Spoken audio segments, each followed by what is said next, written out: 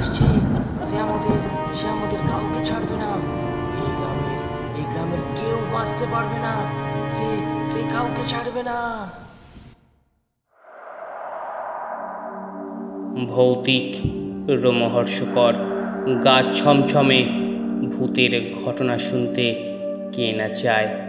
আর সেটা যদি হয় সত্যি ভূতের ঘটনা, তাহলে গায়ের লোমগুলি কাঁটা দিয়ে ওঠে। রাত্রে বাইরে বেরোলে মনে হয় পিছনে কেউ একটা দাঁড়িয়ে আছে। এই রকম গা ছমছমে সত্যি ভূতের ঘটনা নিয়ে আমাদের আজকের নিবেদন, টুসুর মৃত্যু রহস্য। ভালো লাগলে অবশ্যই চ্যানেলটি সাবস্ক্রাইব করে আমাদের পাশে থাকবেন। আর ভালো না লাগলে একটি ডিসলাইক দিয়ে বুঝিয়ে দেবেন গল্পটি আপনাদের মনোভূত ছিল না। তাহলে শুনতে থাকুন টুসুর মৃত্যু রহস্য।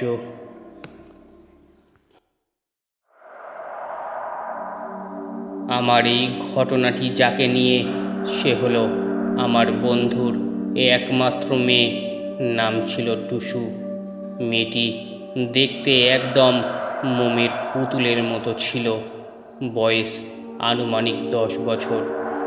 ঘটনার দিন আমি অফিস থেকে সবে বাসায় ফিরেছি। হঠাৎ নির্মলের ফোন।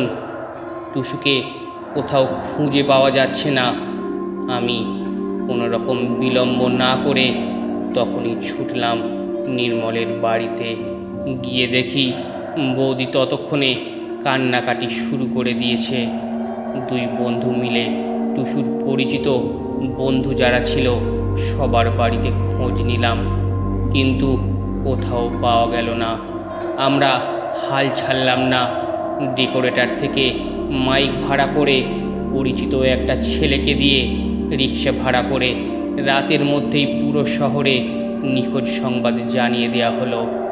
কেবিল অপারেটরের সাথে যোগাযোগ করে টিভিতে স্থানীয় চ্যানেলে মিসিং নিউজ দেওয়া হলো, কিন্তু কোথাও থেকে কোনো রকম খবর পাওয়া যাচ্ছিল না। এরই মধ্যে একটা খবর এলো, ঘটনার দিন নাকি টুসুকে পুকুরের কাছে দেখা গিয়েছিল।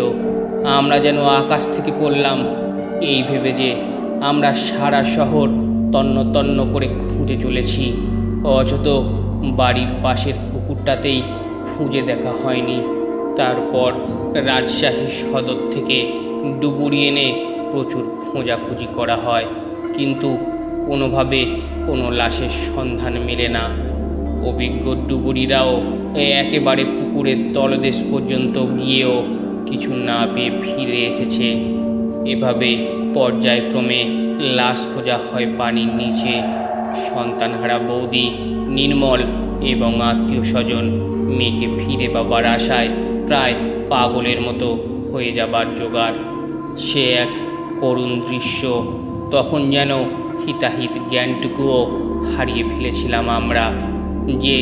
যেই রকম কথা বলছে আমরা সেরকম কাজ করছি, শুধু টুসুর সন্ধানের জন্য। যার কাছে যেতে বলছে তার কাছেই যাচ্ছি। এমন সময় আমরা খোঁজ পেলাম দূরে কোনো এক স্থানে এক ব্যক্তি আছে, সে খোঁজ দিতে পারবে। মন না চাইলেও শুধু বৌদির কথা ভেবে আমরা 1 মিনিটও দেরি না করে মাইক্রো ভাড়া করে সেই রাতেই ওই লোকের কাছে যাই। তখন আমরা সেই লোকের কাছ থেকে জানতে পারি যে টুসু নিখোঁজ হওয়ার পরেও অনেক সময় বেঁচে ছিল, কিন্তু একদিন আগেই তাকে মেরে ফেলেছে এবং তার লাশ এখন পানির নিচেই আছে। এবং পানিতে ডোবার ঠিক 3 দিনের মাথায় টুসুর লাশ ওই জায়গাতেই ভেসে উঠবে। এবং সেই লোকটি আরও জানায় যে টুসুকে জিনেরা নিয়ে গিয়েছিল। আমার বিশ্বাস হলো না। তখন কেন জানি না নিজের ওপরেই প্রচণ্ড মেজাজ খারাপ হতে লাগলো যে নির্মলের না হয় মাথা ঠিক নেই, কিন্তু আমি মূর্খের মতো এত বড় ভুল কি করে করলাম। ভূত প্রেত বলে কি কিছু আছে নাকি? ফকির বেটা ভোগাস মেরে 2 পয়সা কামিয়ে নিয়েছে মাত্র। কিন্তু সবাইকে তো অবশ্যই আমাকেও আশ্চর্য করে ঠিক 3 দিনের মাথায় সকালবেলা ঠিক পুকুরের মাঝখানে টুসুর লাশ ভেসে ওঠে। এলাকাবাসী সবাই এটা নিজের চোখে দেখেন, কিন্তু তার চেয়েও আশ্চর্য বিষয় হলো লাশটি ছিল অক্ষত। পানির নিচে 3 দিন থাকার ফলে সেটা পচে ফুলে যাওয়ার কথা ছিল। লাশের কোথাও কোনো মাছও ঠোকর দেয়নি, মানে পুরোই অক্ষত। দেখে মনে হচ্ছিল মেয়েটি এখনো ঘুমিয়ে আছে এবং তার সারা শরীর ভিজিয়ে দেওয়া হয়েছে। এরপর থেকে গভীর রাতে অনেকেই টুসুকে পুকুর পাড়ে বসে থাকতে দেখেছে। গল্পটি কেমন লাগলো অবশ্যই কমেন্ট করে জানান, আর ভালো লাগলে চ্যানেলটি সাবস্ক্রাইব করে নিন। ধন্যবাদ।